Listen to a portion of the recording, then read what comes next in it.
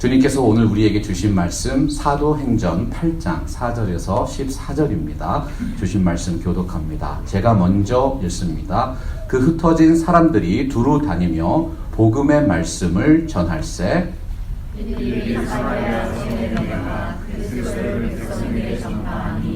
무리가 빌립의 말도 듣고 행하는 표적도 보고 한 마음으로 그가 하는 말을 따르더라.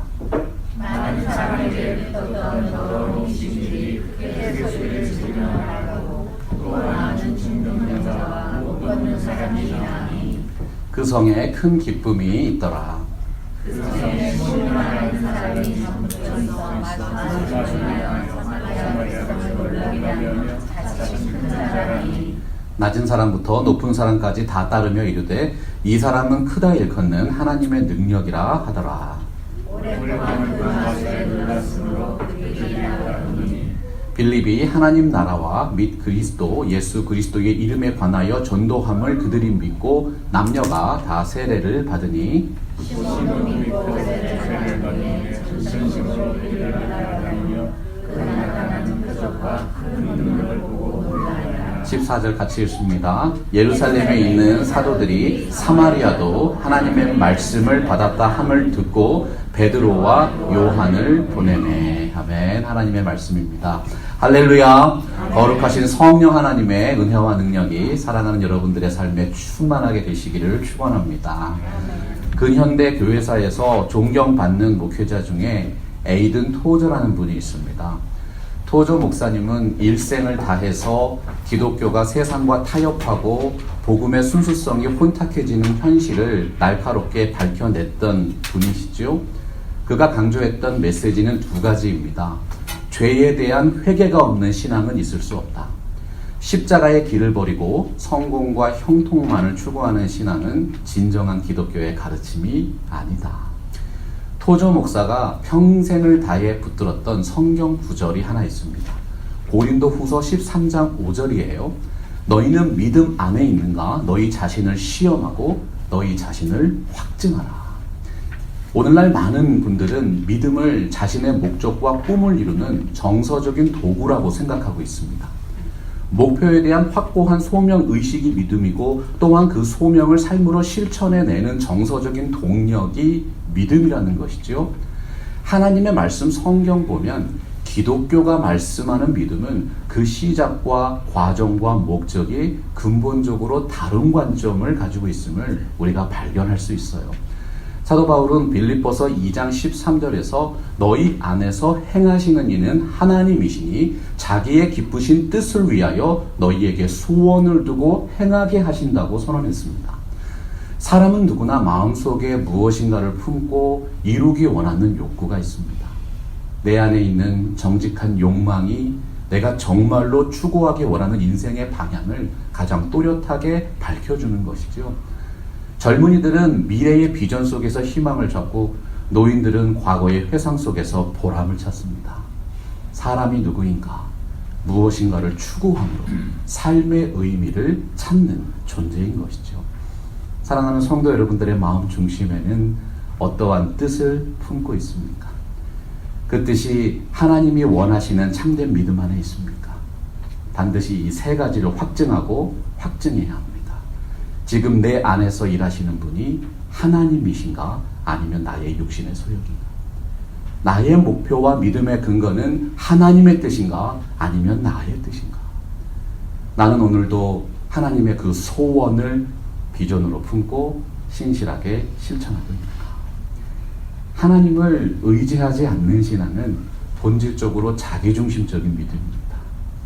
나의 신념을 따르는 믿음이 아니라 하나님을 믿는 믿음을 추구할 때 지혜와 능력의 근원이신 창조주 하나님을 만나게 되는 것이죠. 오순절에 임한 성령의 불길이 예루살렘 전역으로 확산되면서 수많은 사람들이 유대교를 떠나 기독교 신앙으로 들어오게 되었어요. 복음 전파 운동이 순조로울 수만은 없었어요. 예수님의 도를 강력히 반대하는 유대교 지도자들의 핍박이 시작됐기 때문입니다. 사도행전 5장 29절 보면 제자들이 견고한 믿음으로 선포합니다. 사람보다 하나님께 순종하는 것이 마땅하니라. 그 어떤 위협과 핍박 속에서도 주님의 복음을 담대하게 전파했던 것이지요. 그러던 중에 기독교 역사의 첫 번째 순교자가 나와요. 스데반이라는 인물입니다. 스데반은 예루살렘 복음화 운동을 이끌었던 젊은 지도자 중에 한 사람이었어요.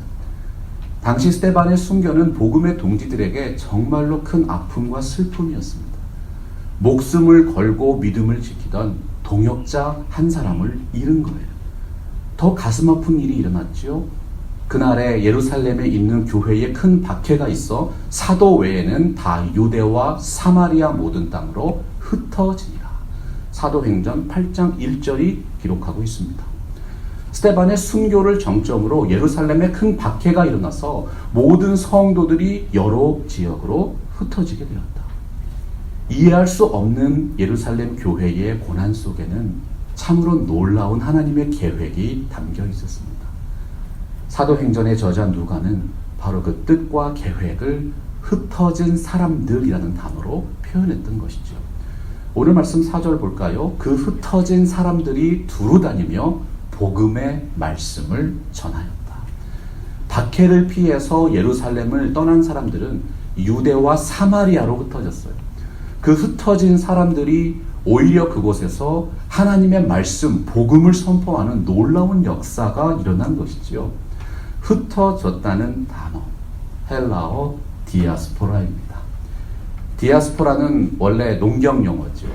농부가 열매를 얻기 위해서 밭에다가 씨를 흩어서 뿌린다는 뜻이에요.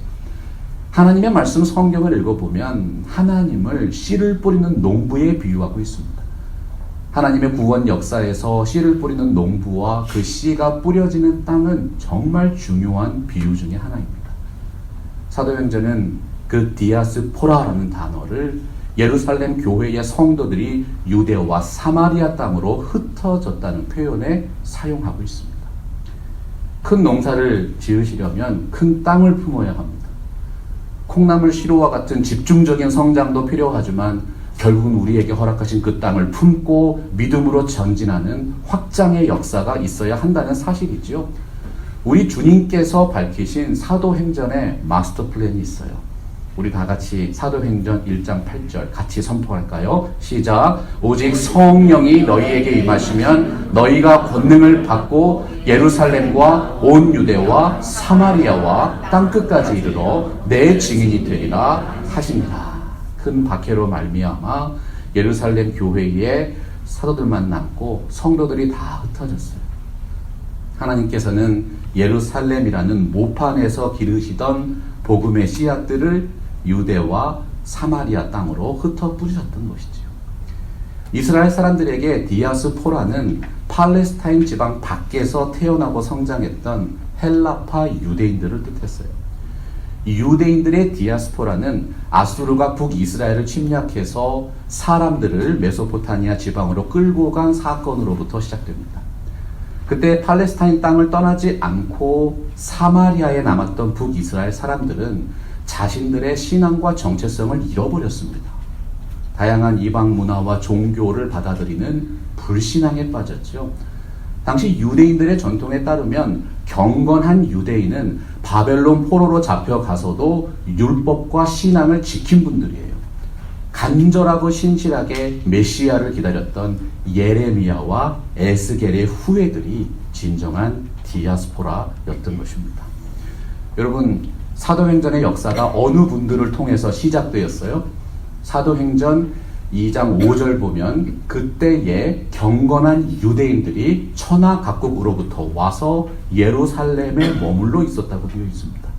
여기서 말씀하는 경건한 유대인들, 구약 시대부터 여러 지역에 흩어져 있었던 디아스포라 유대인들입니다.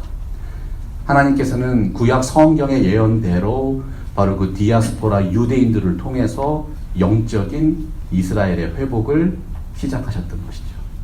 오늘 말씀 5절 보시면 스데반과 함께 동역했던 또 다른 헬라파 디아스포라 유대인을 소개하고 있어요.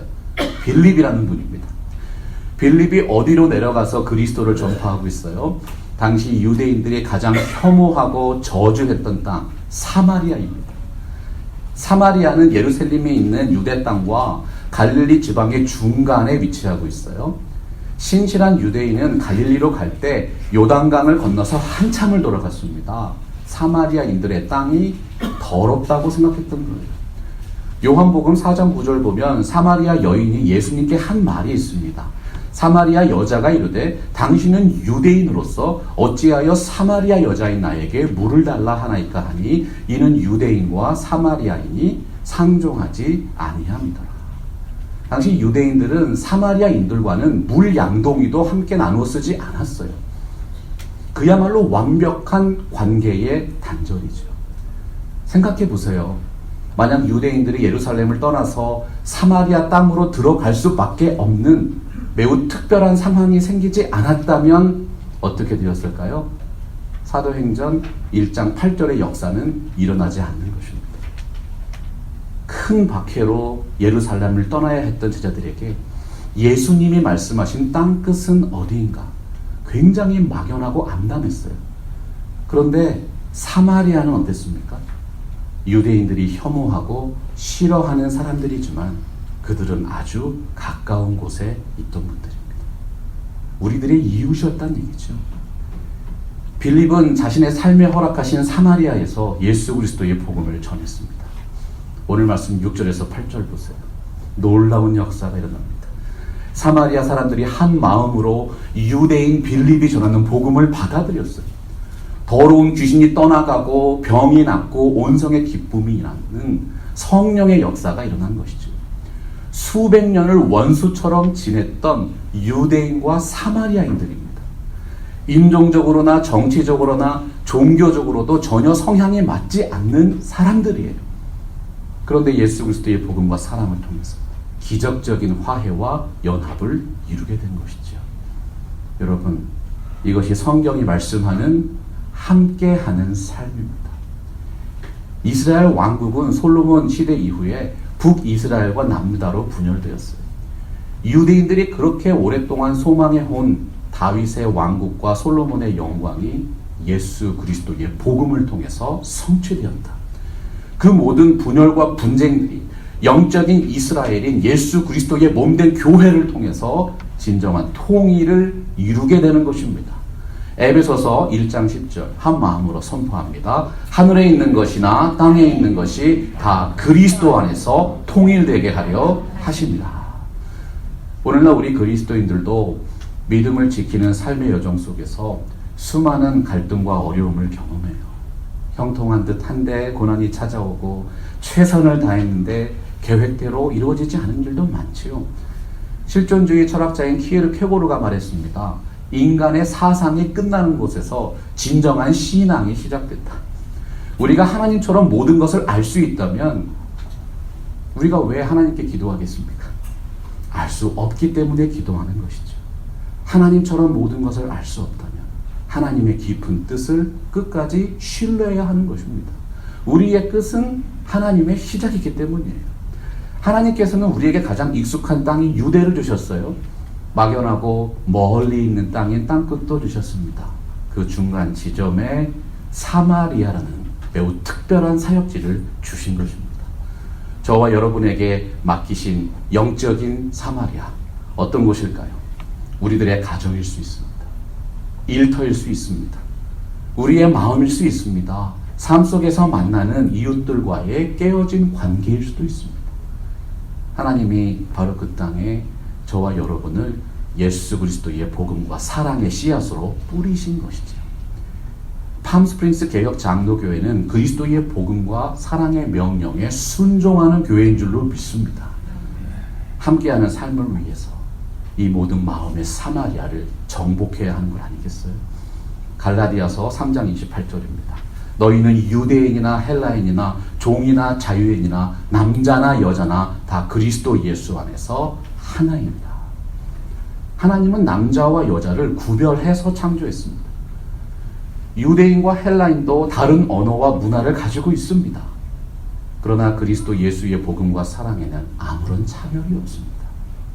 여러분, 이 진리를 확신하십니까?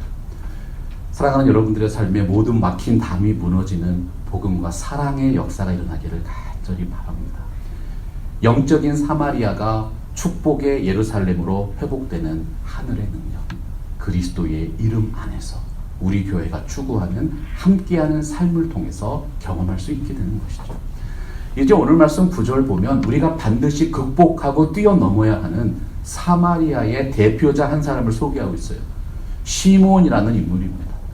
그 성에 시몬이라 하는 사람이 전부터 있어 마술을 행하여 사마리아 백성을 놀라게 하며 자칭 큰 자라 하니.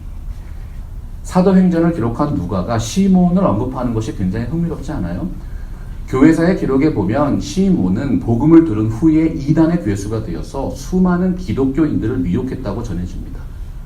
그렇게 추악한 사람이 지배하던 사마리아에 빌립을 통해서 예수 그리스도의 복음이 전해진 거예요.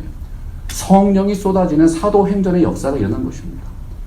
마법사 시몬으로 대표되는 사마리아가 어떤 곳일까요? 어떻게 그 시몬을 무너뜨릴 수 있을까요?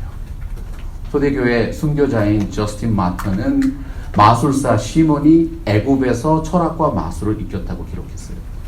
마법사 시몬은 기독교 사상을 받은 이후에 영지주의라는 이단을 창설한 사람으로도 지목되고 있는 사람입니다. 영지주의 이단, 높고 고상한 영적인 지식을 소유한 자만이 하나님과 교제할 수 있다고 주장했던 이단 사상입니다. 예수 그리스도의 복음을 믿음이 아니라 인간의 이성과 지식을 통해서 구원받는다고 주장했다. 신비주의적인 종교운동이죠. 10절에도 보니까 낮은 사람부터 높은 사람까지 다 따르며 이르되 이 사람은 크다 일컫는 하나님의 능력이라 하더라 되어 있어요. 하나님의 능력, 사람이 아니라 하나님께만 사용하는 표현이에요. 사마리아 사람들은 시몬이라는 인간을 마치 하나님처럼 두려워하면서 숭배하고 살아왔던 것이죠. 여러분, 사마리아인들도 원래는 유대인들입니다. 그들도 나름대로는 하나님을 섬긴다고 자부했던 사람들이에요. 그런데 시몬 같은 사람에게 미혹되었다는 것이 너무나도 놀랍지 않습니까? 오늘날 전 세계에 퍼져 있는 이단적인 사상들, 하나님으로부터 온 것이 아닙니다. 그것들은 전부 사람의 철학과 생각으로부터 나온 것이죠. 사도행전 5장 38절에서 율법사 가말리엘이 했던 말이 있어요. 그 사상과 소행이 사람으로부터 났으면 결국에는 무너질 것이다. 우리의 삶 곳곳에 퍼져 있는 영적인 사마리아가 무엇일까? 인간적인 생각에 사로잡혀서 시몬과 같은 사람을 우상으로 삼고 종노릇하는 것입니다. 하나님이 아니라 사람에게 지배되는 모든 삶의 영역이 영적인 사마리아입니다. 사도 바울은 고린도후서 10장 5절에서 사마리아 땅을 변화시키는 사역을 영적인 전쟁이라고 표현했어요. 하나님을 아는 것을 대적하여 높아진 것을 다 무너뜨리고 모든 생각을 사로잡아 그리스도에게 복종하게 한다. 영적인 사마리아는 우리 삶의 현장에 있습니다. 시몬과 같은 사람들은 자기 자신이 하나님의 능력이라고 주장합니다. 그러나 진정한 하나님의 능력은 그리스도께 복종하는 삶을 통해서 나타나는 것이죠. 그 패역한 땅을 하나님을 예배하는 곳으로 만드는 삶이 시몬을 물리치는 첫 번째 삶의 영성이에요. 하나님이 주신 오늘의 삶의 터전 속에서 오직 주님의 뜻을 이루어드리는 신실함이 있게 하여 주옵소서. 영적인 사마리아를 변화시키는 예수 그리스도의 승리가 우리의 삶에 가득하기를 간절히 소원하는 것입니다. 또한 사마리아는 진리가 아니라 거짓이 지배하는 땅이었어요. 오늘 말씀 11절 보니까 사마리아 사람들이 오랫동안 시몬의 마술에 놀랐으므로 그를 따랐다고 되어 있습니다. 고대 시대에 유행하던 마술의 특징은 놀랄만한 기사와 표적을 일으키는 거예요. 우리도 놀랄만한 일들을 보면 amazing 하다는 표현을 쓰잖아요. 시몬은 온갖 마술을 통해서 사람들을 놀라게 하고 자신의 종으로 삼았습니다. 한때 세계에서 가장 유명했던 마술사 중에 해리 후딘이라는 사람이 있는데요. 후딘이가 했던 말이에요. 마술이 무엇인가? 결국 사람을 얼마나 잘 속이느냐에 따라 마술의 가치가 좌우된다. 인간은 본성적으로 기적을 추구하고 눈에 보이는 표적을 따라서 살아갈 수밖에 없어요.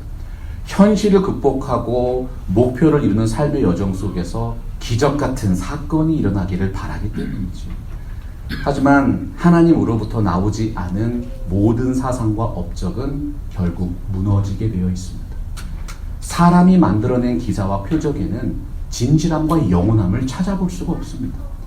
사도행전을 기록한 누가가 강조하는 것이지요. 사마리아 사람들이 오랜 기간 동안 사람의 생각과 마술에 빠져 있었다. 마지막 시대일수록 진리와 거짓을 분별하는 영적인 분별력이 중요해집니다. 시몬의 마법도 헬라의 고상한 철학도 전부 다 하나님의 진리의 그림자를 모방한 것이죠. 오늘날 우리의 삶을 지배하는 첨단 과학 기술 생각해 보세요. 다양한 사회 현상을 한번 떠올려 보세요. 까딱 잘못하면 현대판 시몬의 마법이 될 수 있는 것입니다. 거짓된 사상과 언어가 사라지고 하나님의 말씀의 진리가 바로 서는 땅을 일구어내는 것이 사마리아를 변화시키는 또 하나의 사명인 것입니다. 과학과 철학 중요합니다. 여러분들의 생업이 소중합니다. 여러분들의 모든 삶의 영역 속에서 하나님을 경외하는 진실한 그리스도인들이 더욱 많아지기를 간절하게 소망합니다. 마지막으로 사마리아의 특징은 사랑이 아니라 탐욕이 지배하는 땅이었습니다. 탐심은 우상숭배라고 했어요. 우상숭배의 절정은 관계를 깨뜨려 가면서까지 그 욕심을 채우는 거예요. 레위기서 말씀 보면 아이들까지 우상신 몰렉에게 제물로 바쳤던 이스라엘 사람들의 모습이 기록되어 있죠.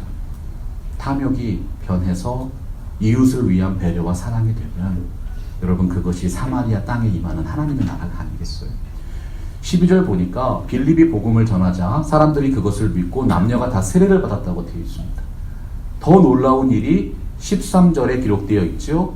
마법사 시몬도 믿고 세례를 받은 후에 전심으로 빌립을 따라다니며 그 나타나는 표적과 큰 능력을 보고 놀라니라. 시몬의 사상과 마법은 속임과 공포를 통해서 사람들을 굴복시켰어요. 그런데 예수 그리스도의 복음은 진리의 영이신 성령의 능력으로 사마리아를 변화시킵니다. 시몬과 같은 사람들이 굴복할 정도로 큰 영적 부흥이 일어났어요. 14절 보니까 예루살렘에 있던 사도들이 베드로와 요한을 사마리아로 파송했습니다. 그들을 안수하며 기도했을 때 사마리아 사람들에게도 성령이 임하는 놀라운 역사가 일어났죠. 하나님께서 사마리아 사람들에게도 성령을 주셨다는 것이 어떠한 의미일까요?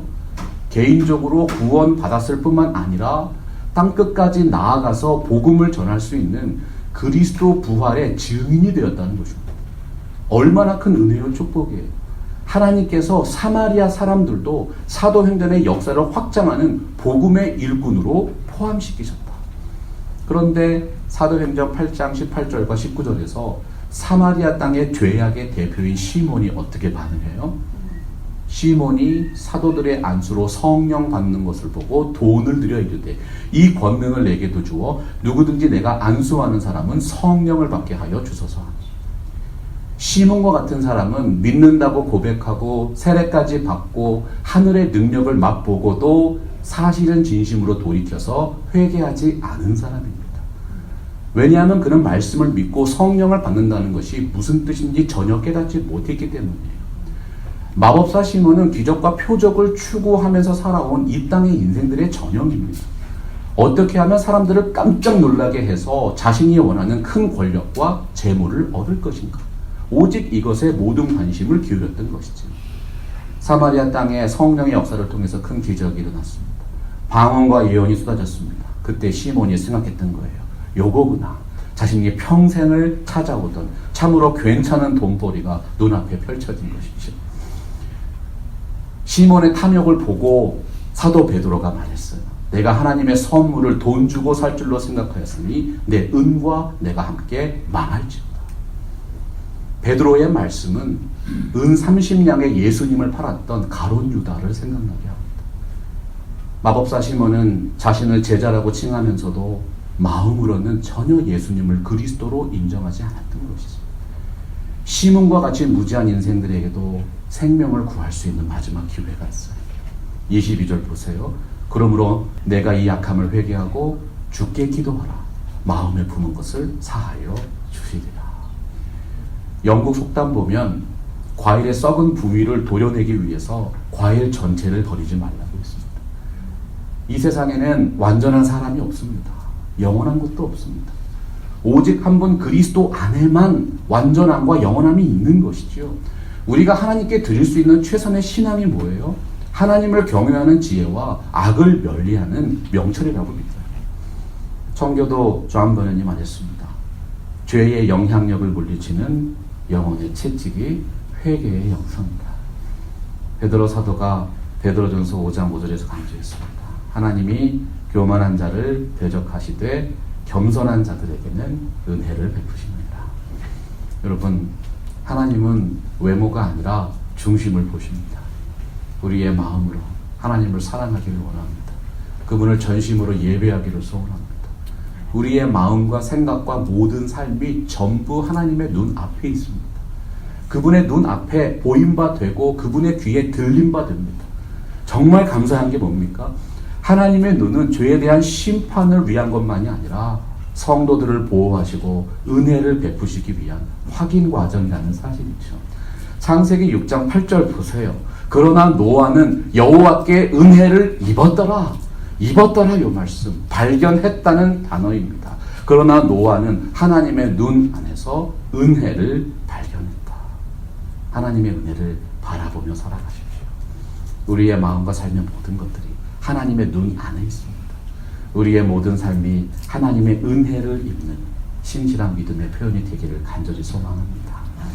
사도행전을 기록한 누가는 그 차별이 없으신 하나님의 복음을 위해서 정말로 큰 은혜를 입었던 한 사람을 소개하고 있어요.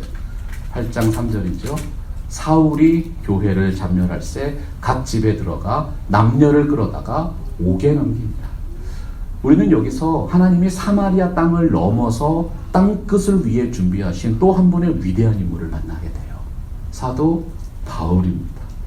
교회를 핍박하던 사울이 예수 그리스도를 만났을 때 그는 이방인의 사도 바울이었습니다. 바울은 유대인이었지만 로마의 관할 지역이었던 다소에서 태어난 사람이죠. 사도행전의 역사에 꼭 필요한 대표적인 헬라파 유대인 디아스포라입니다. 당시 사람들은 로마가 세상의 중심이라고 생각했어요. 하나님의 구원 계획에서는 예루살렘이 하나님의 나라의 중심이고 로마는 영적인 땅끝이었습니다. 사도행전의 맨 마지막 구절인 28장 31절을 보세요. 영적인 땅끝에서 로마에서 거침없이 복음을 전파하며 가르치는 바울의 모습을 그려내고 있지 않습니까? 우리 한번 같이 읽어볼까요? 시작. 바울이 하나님 나라를 전파하며 주 예수 그리스도에 관한 모든 것을 담대하게 거침없이 가르치더라. 스데반의 순교와 예루살렘 교회에 일어난 큰 박해는 예루살렘과 온 유대와 사마리아와 땅끝까지 이르러 예수 그리스도의 복음이 뿌려지는 디아스포라의 역사였습니다. 오늘날 세상 속의 교회는 새로운 형태의 위험과 핍박의 직면에 있습니다.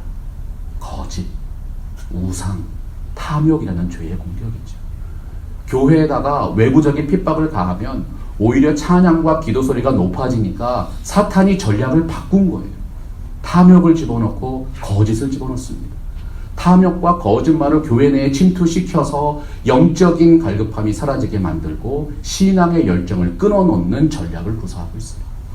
그래서 에이든 토저 목사님은 인생의 본질이 무엇인가?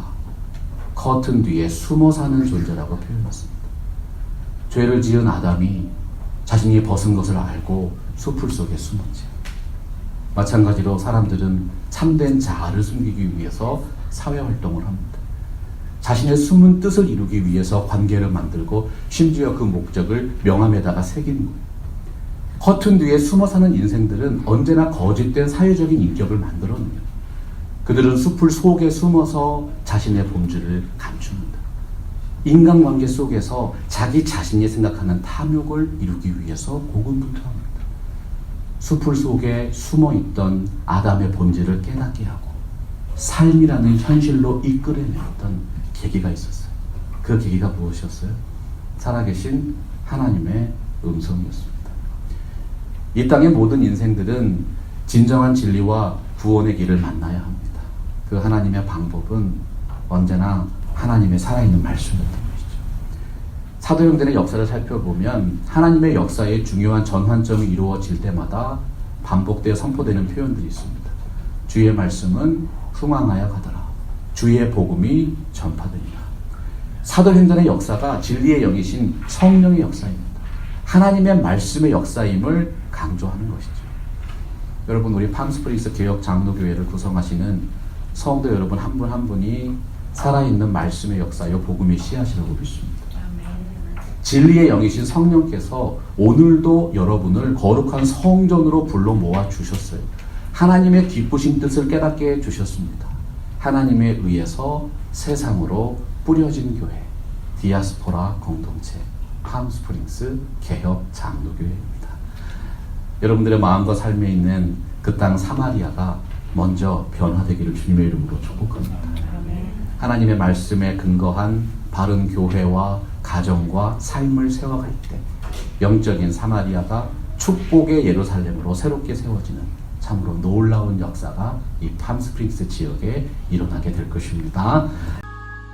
말씀 앞에서 경외함으로 주께 홀로 섭니다. 생명의 말씀 읽고 순종해 주를 예배합니다. 기록된 말씀 힘이 있어서 진리로 우리 거룩해 하며 거룩한 말씀 세세 영원히 복음이 되어 말씀하시네. 하나님 말씀에 두려워 떠는 자 그 말씀에